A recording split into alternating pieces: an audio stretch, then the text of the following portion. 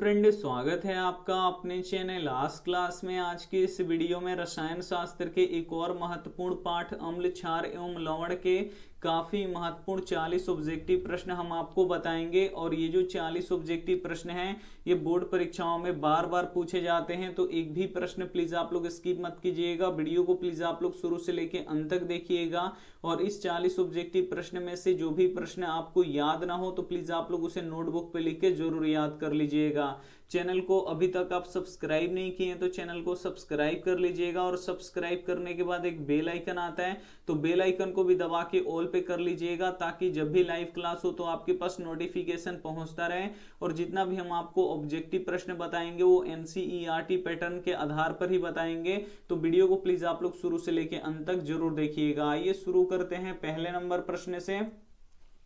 और पहला नंबर प्रश्न है कि अम्ल स्वाद में कैसा होता है। काफी महत्वपूर्ण प्रश्न है, इसे आपको याद रखना है कि अम्ल स्वाद में कैसा होता है। ए ऑप्शन है खट्टा, बी ऑप्शन है कड़वा, सी ऑप्शन है तीखा, डी ऑप्शन है मीठा। यहाँ पे आपको बताना है कि अम्ल स्वाद में कैसा होता है। तो अम्ल स्वाद में खट्टा होता है, इसे आपको याद रखना है। नहीं, यहाँ पे ए ऑप्शन क्या हो जाएगा, यहाँ पे बिल्कुल ही सही हो जाएगा। ये देखते हैं अगला प्रश्न 2 नंबर। और 2 नंबर भी प्रश्न काफी महत्वपूर्ण है कि क्षार स्वाद में कैसा होता है। ए ऑप्शन है तीखा, बी ऑप्शन है खट्टा, सी ऑप्शन है मीठा, डी ऑप्शन है कड़वा। यहाँ पे आपको बताना है कि क्षार स्वाद में कैसा होता है। तो जो क्षार होता है वो स्वाद में कड़वा होता है, इसे आपको याद रखना है। नहीं, यहाँ पे डी ऑप्शन क्या हो जाएगा, यहाँ पे बिल्कुल ही सही हो जाएगा। आइए देखते हैं अगला प्रश्न 3 नंबर।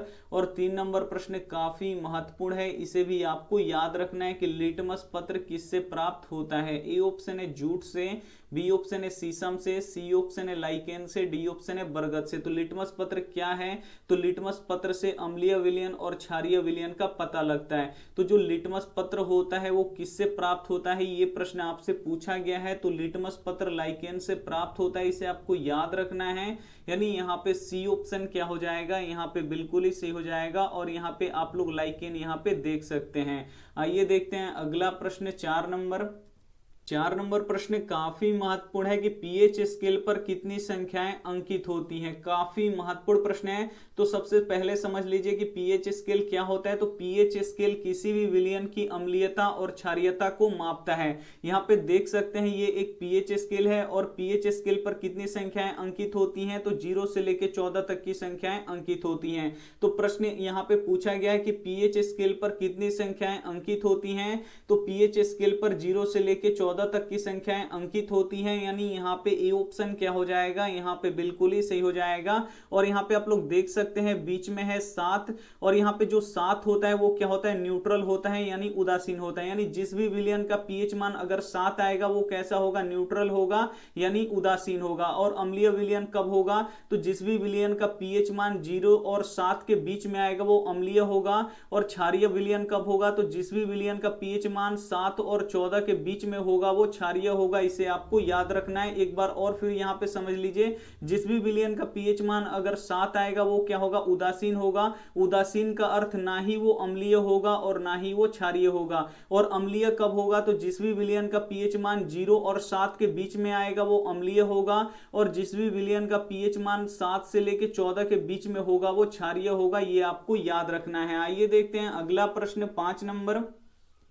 और 5 नंबर भी प्रश्न काफी महत्वपूर्ण है कि पीएच स्केल पर अगर किसी विलयन का पीएच मान 0 से 7 के बीच हो तो वह होगा। काफी महत्वपूर्ण प्रश्न है। ए ऑप्शन है अम्लीय, बी ऑप्शन है क्षारीय, सी ऑप्शन है लवण, डी ऑप्शन है इनमें से कोई नहीं। तो हम अभी आपको बता चुके हैं कि जिस भी विलयन का पीएच मान 0 और 7 के बीच में होगा वो कैसा होगा, तो वो अम्लीय होगा। यानी यहाँ पे ए ऑप्शन क्या हो जाएगा, यहाँ पे बिल्कुल ही सही हो जाएगा। और जिस भी विलयन का पीएच मान 7 से लेकर 14 के बीच में होगा वो क्षारीय होगा। इसे आपको याद रखना है। और जिस भी विलयन का पीएच मान अगर 7 होगा वो कैसा होगा, उदासीन होगा, ना ही वो अम्लीय होगा और ना ही वो क्षारीय होगा। और यहाँ पे देखिए एक प्रश्न पूछा जाता है कि उदासीन विलयन कौन होता है। तो उदासीन विलयन जल होता है। जो जल होता है ये ना ही अम्लीय होता है और ना ही क्षारीय होता है। तो ये भी साथ में आपको याद रखना है। आइए देखते हैं अगला प्रश्न 6 नंबर। और 6 नंबर भी प्रश्न काफी महत्वपूर्ण है कि पीएच स्केल पर अगर किसी विलयन का पीएच मान 7 से 14 के बीच में हो तो वह होगा। काफी महत्वपूर्ण प्रश्न है कि अगर किसी विलयन का पीएच मान 7 से लेके 14 के बीच में आता हो तो वो कैसा होगा, तो वो क्षारीय होगा। इसे आपको याद रखना है, बहुत बार हम आपको बता चुके। यानी यहाँ पे बी ऑप्शन क्या हो जाएगा, बिल्कुल ही सही हो जाएगा। अम्लीय विलयन का पीएच मान 0 से लेके 7 के बीच में होता है, और जो क्षारीय विलयन होता है इसका पीएच मान 7 से लेके 14 के बीच में होता है, और जो विलयन उदासीन होता है उसका पीएच मान कितना होता है, 7 होता है। तो ये भी आपको साथ में याद रखना है। आइए देखते हैं अगला प्रश्न, यहाँ पे 7 नंबर प्रश्न काफी महत्वपूर्ण है कि कौन नीले लिटमस पत्र को लाल कर देता है। काफी महत्वपूर्ण प्रश्न है। ए ऑप्शन है अम्ल, बी ऑप्शन है क्षार, सी ऑप्शन है दोनों, डी ऑप्शन है इनमें से कोई नहीं। यहाँ पे आपको बताना है कि कौन नीले लिटमस पत्र को लाल कर देता है। तो यहाँ पे देखिए ये एक अम्लीय विलयन है, और अम्लीय विलयन में जब नीले लिटमस पत्र को डुबाया जा रहा है तो जब नीला लिटमस पत्र अम्ल में जैसे ही डूब रहा है वो कैसा हो जा रहा है, लाल हो जा रहा है। यानी जो अम्ल है ये क्या करता है कि नीला लिटमस पत्र को लाल कर देता है। यानी यहाँ पे प्रश्न पूछा गया है कि कौन नीले लिटमस पत्र को लाल कर देता है। तो जो अम्ल होता है ये क्या करता है कि नीले लिटमस पत्र को लाल कर देता है। यानी यहाँ पे ए ऑप्शन क्या हो जाएगा, यहाँ पे बिल्कुल ही सही हो जाएगा। आइए देखते हैं अगला प्रश्न 8 नंबर, और 8 नंबर प्रश्न है कि कौन लाल लिटमस पत्र को नीला कर देता है। काफी महत्वपूर्ण प्रश्न है ये दोनों, और दोनों ही प्रश्न बोर्ड परीक्षा में बहुत बार पूछा गया है। तो यहाँ पे देखिए पूछ रहा है कि कौन लाल लिटमस पत्र को नीला कर दे रहा है। तो यहाँ पे देखिए जो क्षारीय विलयन है इसमें अगर हम लाल लिटमस पत्र डालेंगे तो लाल लिटमस पत्र जैसे ही क्षार में डूबेगा तो जो क्षार है वो लाल लिटमस पत्र को कैसा कर देगा, नीला कर देगा। यानी यहाँ पे देखिए लाल लिटमस पत्र को क्षार कैसा कर देगा, नीला कर देगा। प्रश्न में पूछ रहा है यहाँ पे कि लाल लिटमस पत्र को कौन नीला कर देता है। तो लाल लिटमस पत्र को क्षार नीला कर देता है, इसे आपको याद रखना है। यानी यहाँ पे ए ऑप्शन क्या हो जाएगा, यहाँ पे बिल्कुल ही सही हो जाएगा। यहाँ पे देखिए ये अम्ल है और ये क्षार है, तो अम्ल क्या करता है, ये क्या करता है कि ये नीले लिटमस पत्र को लाल कर देता है, और जो क्षार होता है ये क्या करता है कि लाल लिटमस पत्र को नीला कर देता है। तो इसे आपको याद रखना है, और दोनों ही प्रश्न बोर्ड परीक्षा में बहुत बार पूछा गया है, तो इसे बहुत ही अच्छी तरीके से आपको याद रखना है। आइए देखते हैं अगला प्रश्न 9 नंबर, और 9 नंबर प्रश्न है कि अम्ल का जलीय विलयन किसका सुचालक होता है। ए ऑप्शन है विद्युत का, बी ऑप्शन है चुंबक का, सी ऑप्शन है विद्युत और चुंबक दोनों का, डी ऑप्शन है इनमें से सभी का। तो यहाँ पे आपको बताना है कि अम्ल का जलीय विलयन किसका सुचालक होता है। तो अम्ल का जलीय विलयन विद्युत का सुचालक होता है, इसे आपको याद रखना है। यानी यहाँ पे ए ऑप्शन क्या हो जाएगा, यहाँ पे बिल्कुल ही सही हो जाएगा। आइए देखते हैं अगला प्रश्न 10 नंबर, और 10 नंबर भी प्रश्न काफी महत्वपूर्ण है कि ताजे दूध का पीएच मान कितना होता है। काफी महत्वपूर्ण प्रश्न है। ए ऑप्शन है 4, बी ऑप्शन है 5, सी ऑप्शन है 6.5, डी ऑप्शन है 7। यहाँ पे आपको बताना है कि ताजे दूध का पीएच मान कितना होता है। तो ताजे दूध का पीएच मान 6.5 होता है, इसे आपको याद रखना है। यानी यहाँ पे सी ऑप्शन क्या हो जाएगा, यहाँ पे बिल्कुल ही सही हो जाएगा। आइए देखते हैं अगला प्रश्न 11 नंबर। 11 नंबर प्रश्न है कि शुद्ध जल का पीएच मान कितना होता है। ये हम आपको बता भी चुके हैं। ए ऑप्शन है 7, बी ऑप्शन है 6, सी ऑप्शन है 5, डी ऑप्शन है 4। यहाँ पे आपको बताना है कि शुद्ध जल का पीएच मान कितना होता है। तो शुद्ध जल का पीएच मान 7 होता है, क्योंकि जो जल होता है ये उदासीन होता है, ना ही ये अम्लीय होता है और ना ही ये क्षारीय होता है। इसीलिए शुद्ध जल का पीएच मान कितना होगा, तो 7 होगा। और अम्लीय विलयन का पीएच मान कितना से कितना तक होता है। तो अम्लीय विलयन का पीएच मान 0 से लेके 7 के बीच में होता है, और क्षारीय विलयन का पीएच मान यहाँ पे देखिए 7 से लेके 14 तक के बीच का होता है। और जो उदासीन विलयन होता है, ना ही वो अम्लीय होता है और ना ही वो क्षारीय होता है, उसका पीएच मान कितना होता है, 7 होता है। तो यहाँ पे पूछा गया कि शुद्ध जल का पीएच मान कितना होता है। तो जो शुद्ध जल होता है वो उदासीन होता है, और उदासीन विलयन का पीएच मान कितना होता है, 7 होता है। इसे आपको याद रखना है। आइए देखते हैं अगला प्रश्न 12 नंबर, और 12 नंबर प्रश्न है कि नींबू रस का पीएच मान कितना होता है। ए ऑप्शन है 3, बी ऑप्शन है 2, सी ऑप्शन है 2.5, डी ऑप्शन है 4। यहाँ पे आपको बताना है कि जो नींबू का रस होता है इसका पीएच मान कितना होता है। तो नींबू के रस का पीएच मान कितना होता है, तो ये होता है 2.5। यानी यहाँ पे सी ऑप्शन क्या हो जाएगा, यहाँ पे बिल्कुल ही सही हो जाएगा। तो इसका पीएच मान 0 से लेके 7 के बीच में आ रहा है, तो ये कैसा होगा, अम्लीय होगा। आइए देखते हैं अगला प्रश्न 13 नंबर। 13 नंबर प्रश्न है कि अम्लीय वर्षा का पीएच मान कितना होता है। यहाँ पे आपको बताना है कि जो एसिड रेन होता है, जो अम्लीय वर्षा होता है, इसका पीएच मान कितना होता है। ए ऑप्शन है 5, बी ऑप्शन है 6, सी ऑप्शन है 5.6, डी ऑप्शन है 7। तो यहाँ पे आपको बताना है कि अम्लीय वर्षा का पीएच मान कितना होता है। तो अम्लीय वर्षा का पीएच मान यहाँ पे देख सकते हैं 5.6 से कम होता है, यानी यहाँ पे सी ऑप्शन क्या हो जाएगा, यहाँ पे बिल्कुल ही सही हो जाएगा। और यहाँ पे नाम से ही पता लग रहा है कि अम्लीय वर्षा है, यानी इसमें अम्ल की मात्रा ज्यादा होगा। तो ये देखिए अम्लीय वर्षा का पीएच मान कितना होता है, तो 5.6 से कम होता है, इसे आपको याद रखना है। आइए देखते हैं अगला प्रश्न है यहाँ पे 14 नंबर।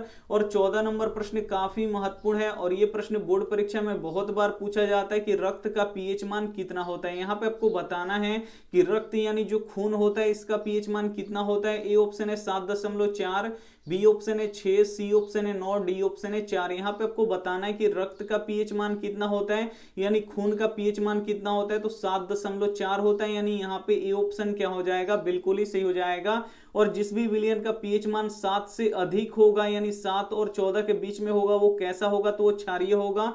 तो रक्त का पीएच मान 7 से अधिक है, यानी 7.4 है, तो ये रक्त कैसा होगा, तो ये क्षारीय होगा, इसे आपको याद रखना है। आइए देखते हैं अगला प्रश्न 15 नंबर। और 15 नंबर भी बोर्ड परीक्षा में बहुत बार पूछा गया कि सिरका का पीएच मान कितना होता है। यहाँ पे आपको बताना है कि सिरका का पीएच मान कितना होता है। ए ऑप्शन है 1, बी ऑप्शन है 2, सी ऑप्शन है 3, डी ऑप्शन है 4। तो यहाँ पे पूछा गया कि जो सिरका होता है, यहाँ पे आप लोग देख सकते हैं कि सिरका का पीएच मान कितना होता है, तो सिरका का पीएच मान 3 होता है, इसे आपको याद रखना है। यानी यहाँ पे सी ऑप्शन क्या हो जाएगा, बिल्कुल ही सही हो जाएगा। और सिरका कैसा होगा, अम्लीय होगा कि क्षारीय होगा, जल्दी से आप कमेंट करके हमें बताइए। आइए देखते हैं अगला प्रश्न 16 नंबर। और 16 नंबर प्रश्न काफी महत्वपूर्ण है कि संतरा व नींबू में कौन सा अम्ल पाया जाता है। ए ऑप्शन है सिट्रिक अम्ल, बी ऑप्शन है मैलिक अम्ल, सी ऑप्शन है टार्टरिक अम्ल, डी ऑप्शन है लैक्टिक अम्ल। तो इसमें से जो भी आपको याद नहीं है तो प्लीज आप लोग उसे लिख के बहुत ही जल्दी याद कर लीजिएगा, क्योंकि यही सब प्रश्न बोर्ड एग्जाम में पूछे जाते हैं। तो सिरका व नींबू में, यहाँ पे देखिए संतरा व नींबू में कौन सा अम्ल पाया जाता है, तो संतरा व नींबू में यहाँ पे देखिए सिट्रिक अम्ल पाया जाता है, इसे आपको याद रखना है। यानी यहाँ पे ए ऑप्शन क्या हो जाएगा, यहाँ पे बिल्कुल ही सही हो जाएगा। इन सभी प्रश्नों को आप लोग लिख के याद कर लीजिएगा। आइए देखते हैं अगला प्रश्न 17 नंबर। और 17 नंबर प्रश्न है कि सेब में कौन सा अम्ल होता है। काफी महत्वपूर्ण प्रश्न है। सेब खाने पे थोड़ा थोड़ा खट्टा लगता है, और वो खट्टा लगता है यानी उसमें अम्ल है। जो अम्ल होता है इसका स्वाद कैसा होता है, तो अम्ल स्वाद में खट्टा लगता है। तो यहाँ पे पूछा गया कि सेब में कौन सा अम्ल होता है। ए ऑप्शन है सिट्रिक अम्ल, बी ऑप्शन है मैलिक अम्ल, सी ऑप्शन है टार्टरिक अम्ल, डी ऑप्शन है यहाँ पे लैक्टिक अम्ल। तो यहाँ पे आपसे पूछा गया कि जो सेब होता है इसमें कौन सा अम्ल पाया जाता है, तो सेब में मैलिक अम्ल पाया जाता है, इसे आपको याद रखना है। यानी यहाँ पे बी ऑप्शन क्या हो जाएगा, यहाँ पे बिल्कुल ही सही हो जाएगा। आइए देखते हैं अगला प्रश्न 18 नंबर। और 18 नंबर भी प्रश्न काफी महत्वपूर्ण है कि इमली में कौन सा अम्ल पाया जाता है। ए ऑप्शन है सिट्रिक अम्ल, बी ऑप्शन है मैलिक अम्ल, सी ऑप्शन है टार्टरिक अम्ल, डी ऑप्शन है लैक्टिक अम्ल। तो यहाँ पे आपको बताना है कि इमली में कौन सा अम्ल पाया जाता है, तो इमली में टार्टरिक अम्ल पाया जाता है, इसे आपको याद रखना है। यानी यहाँ पे सी ऑप्शन क्या हो जाएगा, यहाँ पे बिल्कुल ही सही हो जाएगा। और एक प्रश्न ये भी पूछा जाता है कि अंगूर में कौन सा अम्ल पाया जाता है, तो अंगूर में भी टार्टरिक अम्ल पाया जाता है, तो ये भी साथ में आपको याद रखना है। आइए देखते हैं अगला प्रश्न 19 नंबर। और 19 नंबर भी प्रश्न काफी महत्वपूर्ण है कि दही में कौन सा अम्ल पाया जाता है। काफी महत्वपूर्ण प्रश्न है। यहाँ पे आप लोग देख सकते हैं दही, और आपको बताना है कि जो दही होता है वो खाने में खट्टा लगता है, यानी उसमें अम्ल है। और दही में कौन सा अम्ल है और किस अम्ल के कारण खट्टा लगता है, ये आपको बताना है। ए ऑप्शन है सिट्रिक अम्ल, बी ऑप्शन है मैलिक अम्ल, सी ऑप्शन है टार्टरिक अम्ल, डी ऑप्शन है लैक्टिक अम्ल। तो यहाँ पे आपको बताना है कि दही में कौन सा अम्ल पाया जाता है, तो दही में लैक्टिक अम्ल पाया जाता है, इसे आपको याद रखना है। यानी यहाँ पे डी ऑप्शन क्या हो जाएगा, यहाँ पे बिल्कुल ही सही हो जाएगा। एक प्रश्न ये भी आता है कि दूध में कौन सा अम्ल पाया जाता है, तो दूध में भी लैक्टिक अम्ल पाया जाता है। दूध दही में कौन सा अम्ल पाया जाता है, तो लैक्टिक अम्ल पाया जाता है। आइए देखते हैं अगला प्रश्न यहाँ पे 20 नंबर। 20 नंबर प्रश्न है कि टमाटर में कौन सा अम्ल पाया जाता है। जो टमाटर होता है इसे भी हम लोग जब खाते हैं तो खट्टा लगता है, तो यहाँ पे आपको बताना है कि टमाटर में कौन सा अम्ल पाया जाता है। ए ऑप्शन है ऑक्जेलिक अम्ल, बी ऑप्शन है मैलिक अम्ल, सी ऑप्शन है टार्टरिक अम्ल, डी ऑप्शन है लैक्टिक अम्ल। तो यहाँ पे आपको बताना है कि टमाटर में कौन सा अम्ल पाया जाता है। तो टमाटर में ऑक्जेलिक अम्ल पाया जाता है, इसे आपको याद रखना है। यानी यहाँ पे ए ऑप्शन क्या हो जाएगा, यहाँ पे बिल्कुल ही सही हो जाएगा। जितना भी पीएच वाला मान है उसको आप लोग याद कर लीजिएगा। पीएच वाला प्रश्न है कि खून का पीएच मान कितना होता है, जल का पीएच मान कितना होता है, दूध का पीएच मान कितना होता है, अम्लीय वर्षा का पीएच मान कितना होता है, ये आपको याद रखना है क्योंकि इससे प्रश्न आते हैं। और जितना भी यानी सेब में कौन सा अम्ल पाया जाता है, संतरा में कौन सा अम्ल पाया जाता है, तो ये सभी आपको याद रखना है। इससे एक दो प्रश्न आते रहते हैं प्रत्येक साल बोर्ड परीक्षा में। यहाँ पे देखिए 21 नंबर प्रश्न है कि चाय में कौन सा अम्ल पाया जाता है। काफी महत्वपूर्ण प्रश्न है। ए ऑप्शन है सिट्रिक, बी ऑप्शन है यहाँ पे मैलिक, सी ऑप्शन है टार्टरिक, डी ऑप्शन है टैनिक अम्ल। तो यहाँ पे आपको बताना है कि जो चाय हम लोग पीते हैं उसमें कौन सा अम्ल पाया जाता है। तो चाय में कौन सा अम्ल पाया जाता है, तो टैनिक अम्ल पाया जाता है, इसे आपको याद रखना है। यानी यहाँ पे डी ऑप्शन क्या हो जाएगा, बिल्कुल ही सही हो जाएगा। आइए देखते हैं अगला प्रश्न 22 नंबर। और 22 नंबर भी प्रश्न काफी महत्वपूर्ण है कि लाल चींटी में कौन सा अम्ल पाया जाता है। काफी महत्वपूर्ण प्रश्न है। ए ऑप्शन है फॉर्मिक अम्ल, बी ऑप्शन है सिट्रिक अम्ल, सी ऑप्शन है मैलिक अम्ल, डी ऑप्शन है टार्टरिक अम्ल। तो यहाँ पे आपको बताना है कि लाल चींटी में कौन सा अम्ल पाया जाता है। तो जो लाल चींटियां होती हैं इसमें फॉर्मिक अम्ल पाया जाता है, इसे आपको याद रखना है। यानी यहाँ पे ए ऑप्शन क्या हो जाएगा, यहाँ पे बिल्कुल ही सही हो जाएगा। आइए देखते हैं अगला प्रश्न 23 नंबर। और 23 नंबर प्रश्न काफी महत्वपूर्ण है कि दांत का क्षय कब शुरू होने लगता है। काफी महत्वपूर्ण प्रश्न है। ए ऑप्शन है जब मुंह का पीएच मान 6 से अधिक हो जाता है, बी ऑप्शन है जब मुंह का पीएच मान 5.5 से कम हो जाता है, सी ऑप्शन है जब मुंह का पीएच मान यहाँ पे देखिए 6.5 से अधिक हो जाता है, डी ऑप्शन है जब मुंह का पीएच मान 7 से अधिक हो जाता है। तो यहाँ पे आपको बताना है कि जो हमारे दांत होते हैं वो खराब होने लगते हैं। तो दांत कब खराब होता है, तो जब हमारा मुंह का पीएच मान 5.5 से कम होने लगता है, तो दांत क्या होते हैं, हमारे खराब होने लगते हैं। यानी यहाँ पे बी ऑप्शन क्या हो जाएगा, यहाँ पे बिल्कुल ही सही हो जाएगा। आइए देखते हैं अगला प्रश्न 24 नंबर। और 24 नंबर प्रश्न की वे अम्ल जो जल में घुलकर हाइड्रोजन आयन यानी H+ देता है उसे क्या कहते हैं। काफी महत्वपूर्ण प्रश्न है कि वे अम्ल जो जल में घुलकर अधिक मात्रा में हाइड्रोजन आयन देता है उसे क्या कहते हैं। ए ऑप्शन है प्रबल अम्ल, बी ऑप्शन है दुर्बल अम्ल, सी ऑप्शन है प्रबल क्षार, डी ऑप्शन है दुर्बल क्षार। तो यहाँ पे आपको बताना है कि वे अम्ल जो जल में घुलकर अधिक मात्रा में, यहाँ पे देखिए अधिक छूट गया तो यहाँ पे लिख देते हैं अधिक मात्रा में हाइड्रोजन आयन देता है उसे क्या कहते हैं। तो उसे हम लोग प्रबल अम्ल यानी शक्तिशाली अम्ल कहते हैं। यानी यहाँ पे ए ऑप्शन क्या हो जाएगा, यहाँ पे बिल्कुल ही सही हो जाएगा। आइए देखते हैं अगला प्रश्न 25 नंबर। 25 नंबर प्रश्न है कि वे क्षार जो जल में घुलकर अधिक मात्रा में, यहाँ पे जोड़ लीजिएगा, अधिक मात्रा में हाइड्रोक्साइड आयन देता है यानी OH- देता है उसे क्या कहते हैं। ए ऑप्शन है प्रबल अम्ल, बी ऑप्शन है दुर्बल अम्ल, सी ऑप्शन है प्रबल क्षार, डी ऑप्शन है दुर्बल क्षार। तो यहाँ पे आपको बताना है कि वे क्षार जो जल में घुलकर अधिक मात्रा में हाइड्रोक्साइड आयन यानी OH- देता है उसे क्या कहते हैं। तो उसे प्रबल क्षार कहते हैं। तो इसे भी साथ में आपको याद रखना है। यानी यहाँ पे सी ऑप्शन क्या हो जाएगा, बिल्कुल ही सही हो जाएगा। ये देखते हैं अगला प्रश्न 26 नंबर। और 26 नंबर प्रश्न काफी महत्वपूर्ण है, इसे बोर्ड परीक्षा में बहुत बार पूछा गया कि खाने का सोडा का रासायनिक नाम क्या है। काफी महत्वपूर्ण प्रश्न है। ए ऑप्शन है सोडियम बाइकार्बोनेट, बी ऑप्शन है सोडियम कार्बोनेट, सी ऑप्शन है सोडियम क्लोराइड, डी ऑप्शन है इनमें से कोई नहीं। तो यहाँ पे आपको बताना है कि खाने का सोडा का रासायनिक नाम क्या होता है। तो खाने का सोडा का रासायनिक नाम सोडियम बाइकार्बोनेट होता है, इसे आपको याद रखना है। यानी यहाँ पे ए ऑप्शन क्या हो जाएगा, यहाँ पे बिल्कुल ही सही हो जाएगा। ये देखते हैं अगला प्रश्न 27 नंबर। और 27 नंबर प्रश्न है कि धोने का सोडा का रासायनिक नाम क्या है, यानी जो सर्फ होता है उसका रासायनिक नाम क्या होता है। ए ऑप्शन है सोडियम बाइकार्बोनेट, बी ऑप्शन है सोडियम कार्बोनेट, सी ऑप्शन है सोडियम क्लोराइड, डी ऑप्शन है इनमें से कोई नहीं। तो यहाँ पे आपको बताना है कि धोने का सोडा का रासायनिक नाम क्या होता है। तो धोने का सोडा का रासायनिक नाम सोडियम कार्बोनेट होता है, इसे आपको याद रखना है। यानी यहाँ पे बी ऑप्शन क्या हो जाएगा, यहाँ पे बिल्कुल ही सही हो जाएगा। तो जो खाने का सोडा होता है उसका नाम सोडियम बाइकार्बोनेट होता है, इसमें बस बाई मिलाया जाता है। जो खाने वाला सोडा है इसमें बाई मिलाया जाता है, यानी जो खाने का सोडा होता है वो सोडियम बाइकार्बोनेट होता है। और जो धोने का सोडा होता है जिससे हम लोग अपना कपड़ा धोते हैं वो क्या होता है, तो ये होता है सोडियम कार्बोनेट। तो इसे आपको याद रखना है। आइए देखते हैं अगला प्रश्न 28 नंबर।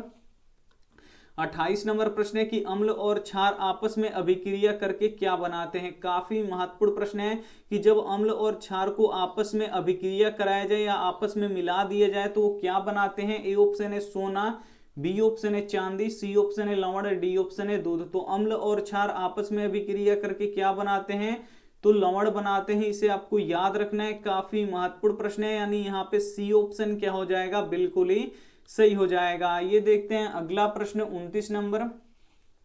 29 नंबर प्रश्न है कि कार्बन डाइऑक्साइड क्या है। काफी महत्वपूर्ण प्रश्न है। यहाँ पे आपको बताना है कि जो CO2 होता है ये क्या है। ए ऑप्शन है अम्लीय, बी ऑप्शन है क्षारीय, सी ऑप्शन है लवण, डी ऑप्शन है अनिश्चित। तो यहाँ पे आपको बताना है कि कार्बन डाइऑक्साइड क्या है। तो जो कार्बन डाइऑक्साइड होता है ये अम्लीय होता है, इसे आपको याद रखना है। यानी यहाँ पे ए ऑप्शन क्या हो जाएगा, बिल्कुल ही सही हो जाएगा। और जो कार्बन डाइऑक्साइड होता है यानी जो CO2 होता है ये वायुमंडल में कितना पाया जाता है, तो 0.03% पाया जाता है। तो ये भी साथ में आपको याद रखना है। आइए देखते हैं अगला प्रश्न 30 नंबर। 30 नंबर प्रश्न काफी महत्वपूर्ण है कि धातु के ऑक्साइड कैसे होते हैं। ए ऑप्शन है अम्लीय, बी ऑप्शन है क्षारीय, सी ऑप्शन है लवणीय, डी ऑप्शन है जलीय। तो यहाँ पे आपको बताना है कि धातु के ऑक्साइड कैसे होते हैं। तो जो धातु के ऑक्साइड होते हैं ये क्षारीय होते हैं, इसे आपको याद रखना है। यानी यहाँ पे बी ऑप्शन क्या हो जाएगा, बिल्कुल ही सही हो जाएगा। ये देखते हैं अगला प्रश्न 31 नंबर। 31 नंबर प्रश्न है कि अधातु के ऑक्साइड कैसे होते हैं। काफी महत्वपूर्ण प्रश्न है कि अधातु के ऑक्साइड कैसे होते हैं। ए ऑप्शन है अम्लीय, बी ऑप्शन है क्षारीय, सी ऑप्शन है लवणीय, डी ऑप्शन है जलीय। तो यहाँ पे आपको बताना है कि अधातु के ऑक्साइड कैसे होते हैं। तो अधातु के ऑक्साइड अम्लीय होते हैं, इसे आपको याद रखना है। और जो धातु होते हैं इसके यहाँ पे देखिए ऑक्साइड कैसे होते हैं। तो धातु के ऑक्साइड यहाँ पे क्षारीय होते हैं, लेकिन अधातु के ऑक्साइड कैसे होते हैं, अम्लीय होते हैं। तो इन दोनों को आपको याद रखना है। आइए देखते हैं अगला प्रश्न 32 नंबर। 32 नंबर प्रश्न है कि हमारे शरीर का पीएच मान कितना होता है। काफी महत्वपूर्ण प्रश्न है। यहाँ पे आपको बताना है कि हमारे शरीर का पीएच मान कितना होता है। ए ऑप्शन है 7 से 7.8 के बीच, बी ऑप्शन है 8 से 8.4 के बीच, डी ऑप्शन है 9 से 9.9 के बीच, डी ऑप्शन है 7.4 से अधिक। यहाँ पे आपको बताना है कि हमारे शरीर का पीएच मान कितना होता है। तो हमारे शरीर का पीएच मान 7 से 7.8 के बीच में होता है, इसे आपको याद रखना है। यानी यहाँ पे ए ऑप्शन क्या हो जाएगा, यहाँ पे बिल्कुल ही सही हो जाएगा। ये देखते हैं अगला प्रश्न 33 नंबर। 33 नंबर प्रश्न है कि प्लास्टर ऑफ पेरिस किस कारण से जमता है। काफी महत्वपूर्ण प्रश्न है। ए ऑप्शन है उपचयन, बी ऑप्शन है अपचयन, सी ऑप्शन है निर्जलीकरण, डी ऑप्शन है जलासन। तो यहाँ पे आपको बताना है कि प्लास्टर ऑफ पेरिस किस कारण से जमता है। तो जलासन के कारण से जमता है, इसे आपको याद रखना है। यानी यहाँ पे डी ऑप्शन क्या हो जाएगा, यहाँ पे बिल्कुल ही सही हो जाएगा। ये देखते हैं अगला प्रश्न 34 नंबर।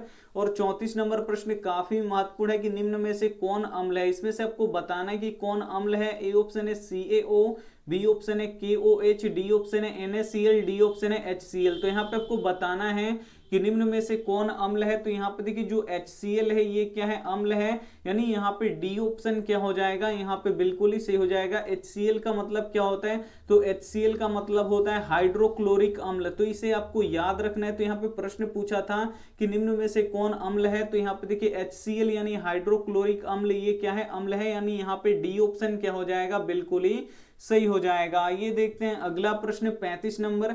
35 नंबर प्रश्न है निम्न में से कौन प्रबल अम्ल है। यहाँ पे आपको बताना है कि कौन प्रबल अम्ल है, यानी कौन शक्तिशाली अम्ल है। ए ऑप्शन है 0, बी ऑप्शन है 14, सी ऑप्शन है 7, डी ऑप्शन है 3। तो यहाँ पे देखिए यहाँ पे देखिए अम्ल कब होता है, तो जिस भी विलयन का पीएच मान 0 और 7 के बीच में आता है वो अम्लीय होता है। और यहाँ पे देखिए अम्लीय विलयन का पीएच मान यहाँ पे देखिए 0 से लेके 7 के बीच में होता है। और जो सबसे अधिक अम्लीय होता है वो 0 होता है। जो यहाँ पे पहले 0 सबसे अधिक अम्लीय होगा, और इससे कम अम्लीय 1 होगा, और इससे कम अम्लीय 2 होगा, और इससे कम अम्लीय 3 होगा, और इससे कम अम्लीय 4 होगा। यानी सबसे अधिक अम्लीय कौन होगा, 0 होगा। अगर पूछा जाए कि 1 और 2 में कौन अम्लीय होगा, तो 1 सबसे अधिक अम्लीय होगा और 2 इससे थोड़ा सा कम अम्लीय होगा। तो यहाँ पे पूछ रहा है कि निम्न में से कौन प्रबल अम्ल है, तो जिस भी विलयन का पीएच मान 0 होगा वो क्या होगा, वो सबसे अधिक अम्लीय होगा। यानी यहाँ पे ए ऑप्शन क्या हो जाएगा, यहाँ पे बिल्कुल ही सही हो जाएगा। आइए देखते हैं अगला प्रश्न यहाँ पे 36 नंबर। लेकिन 36 नंबर प्रश्न देखने से पहले 35 नंबर में देख लीजिए। अगर इसी प्रश्न में पूछता कि कौन सबसे अधिक प्रबल क्षार है, तो यहाँ पे पूछता है कि कौन यहाँ पे प्रबल क्षार है, यानी कौन शक्तिशाली क्षार है। तो यहाँ पे देखिए 14 क्या होता है, यहाँ पे सबसे अधिक क्षारीय होता, और इससे कम क्षारीय 13, और इससे कम क्षारीय 12, और इससे कम क्षारीय यहाँ पे 11, उससे कम क्षारीय 10, और उससे कम क्षारीय 9, और उससे कम क्षारीय यहाँ पे 8, और उसके बाद क्या हो जाता है उदासीन। तो सबसे अधिक क्षारीय 0, और सबसे अधिक यहाँ पे सबसे अधिक अम्लीय 0, और सबसे अधिक क्षारीय क्या होगा 14 होगा। इसे आपको याद रखना है। आइए देखते हैं अगला प्रश्न 36 नंबर। 36 नंबर प्रश्न है कि चीनी का रासायनिक सूत्र क्या होता है। काफी महत्वपूर्ण प्रश्न है। जो हम लोग यहाँ पे चीनी का जो हम लोग सेवन करते हैं उसका जो रासायनिक सूत्र होता है क्या होता है, ये आपको बताना है। तो चीनी का रासायनिक सूत्र यहाँ पे होता है, देखिए C12H22O11। ये क्या होता है, चीनी का रासायनिक सूत्र होता है। इसे आपको याद रखना है। यानी यहाँ पे सी ऑप्शन क्या हो जाएगा, बिल्कुल ही सही हो जाएगा। और ग्लूकोज का रासायनिक सूत्र क्या होता है, तो C6H12O6 होता है। तो ग्लूकोज का रासायनिक सूत्र C6H12O6 होता है, इसे आपको याद रखना है। और चीनी का रासायनिक सूत्र क्या होता है, तो चीनी का रासायनिक सूत्र C12H22O11 होता है। तो ये भी साथ में आपको याद रखना है। आइए देखते हैं अगला प्रश्न 37 नंबर। 37 नंबर प्रश्न है कि CaOCl2 का प्रचलित नाम क्या है। काफी महत्वपूर्ण प्रश्न है। ए ऑप्शन है सोडा, बी ऑप्शन है विरंजक चूर्ण, सी ऑप्शन है नमक, डी ऑप्शन है बेकिंग सोडा। तो यहाँ पे आपको बताना है कि CaOCl2 का प्रचलित नाम क्या है, तो विरंजक चूर्ण है। इसे आपको याद रखना है। यानी यहाँ पे बी ऑप्शन क्या हो जाएगा, यहाँ पे बिल्कुल ही सही हो जाएगा। आइए देखते हैं अगला प्रश्न 38 नंबर। 38 नंबर प्रश्न है कि सिल्वर क्लोराइड का रंग कैसा होता है। काफी महत्वपूर्ण प्रश्न है। यहाँ पे आपको बताना है कि सिल्वर क्लोराइड का रंग कैसा होता है। ए ऑप्शन है श्वेत, बी ऑप्शन है पीला, सी ऑप्शन है हरा, डी ऑप्शन है नीला। तो सिल्वर क्लोराइड का रंग कैसा होता है, तो श्वेत होता है। इसे आपको याद रखना है। यानी यहाँ पे ए ऑप्शन क्या हो जाएगा, बिल्कुल ही सही हो जाएगा। ये देखते हैं अगला प्रश्न यहाँ पे 39 नंबर। 39 नंबर प्रश्न है कि दांतों को साफ रखने के लिए रखने वाला दंत मंजन प्राय होता है। काफी महत्वपूर्ण प्रश्न है। ए ऑप्शन है अम्लीय, बी ऑप्शन है क्षारीय, सी ऑप्शन है लवण युक्त, डी ऑप्शन है इनमें से कोई नहीं। यहाँ पे आपको बताना है कि दांतों को साफ करने वाला जो दंत मंजन होता है वो कैसा होता है, यहाँ पे आपको बताना है। तो दांतों को साफ रखने वाला जो दंत मंजन होता है ये लवण युक्त होता है। इसे आपको याद रखना है। नहीं, यहाँ पे सी ऑप्शन क्या हो जाएगा, बिल्कुल ही सही हो जाएगा। आइए देखते हैं अगला प्रश्न 40 नंबर। 40 नंबर प्रश्न है कि विद्युत अपघटन में इलेक्ट्रॉन किस पर मुक्त होता है। ए ऑप्शन है एनोड पर, बी ऑप्शन है कैथोड पर, सी ऑप्शन है दोनों पर, डी ऑप्शन है इनमें से कोई नहीं। तो यहाँ पे आपको बताना है कि विद्युत अपघटन में इलेक्ट्रॉन किस पर मुक्त होता है। तो जो इलेक्ट्रॉन होता है ये एनोड पर मुक्त होता है। इसे आपको याद रखना है। यानी यहाँ पे ए ऑप्शन क्या हो जाएगा, यहाँ पे बिल्कुल ही सही हो जाएगा। हम आपको 40 ऑब्जेक्टिव प्रश्न बता चुके हैं, और इस 40 ऑब्जेक्टिव प्रश्न में से जो भी प्रश्न आपको याद ना हो तो प्लीज आप लोग उसे लिख के याद कर लीजिएगा, क्योंकि काफी महत्वपूर्ण ये 40 ऑब्जेक्टिव प्रश्न था। और ये आपके लिए होमवर्क प्रश्न है कि पुरुष में लिंग गुण सूत्र होता है। ए ऑप्शन है XX, बी ऑप्शन है XY, सी ऑप्शन है YX, डी ऑप्शन है यहाँ पे XY, डी ऑप्शन है YX। तो जो भी ऑप्शन आपको सही लगे वो आप हमें कमेंट जरूर कीजिएगा। वीडियो को लाइक नहीं किए तो प्लीज आप लोग वीडियो को लाइक कीजिएगा, अपने दोस्तों के पास इस वीडियो को जरूर शेयर कीजिएगा। चैनल को सब्सक्राइब नहीं किए तो चैनल को सब्सक्राइब करके बेल आइकन को ऑल पे दबा लीजिएगा, ताकि जब भी क्लास हो तो आपके पास नोटिफिकेशन पहुंचता रहे। Thank you for watching. मिलते हैं अगले वीडियो में, तब तक अपना ध्यान रखिए, मन लगा के पढ़ाई कीजिए। Take care and bye.